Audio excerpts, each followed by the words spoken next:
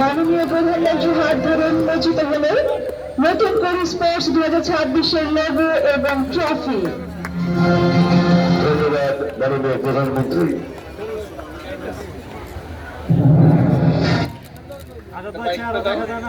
মাইকটা আছে? ছোট বন্ধুরা, আনুষ্ঠানিক ভাবে এখন তোমাদেরকে সাথে নিয়ে আমরা নতুন করে স্পোর্টস আনুষ্ঠানিক উদ্বোধন ঘোষণা করলাম।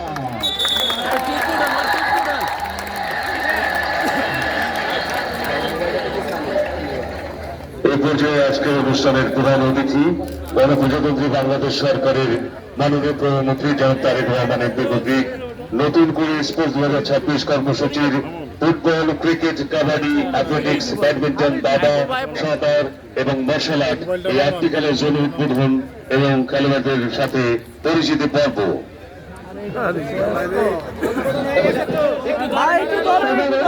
গণপ্রজাতন্ত্রী বাংলাদেশ সরকারের মাননীয় প্রধানমন্ত্রী জনাব তারেক রহমান এমপি মহোদয়কে নতুন করে স্পোর্টস 2026-এর কর্মসূচি 8টি খেলার শুভ উদ্বোধন করার জন্য বিনীত অনুরোধ করছি।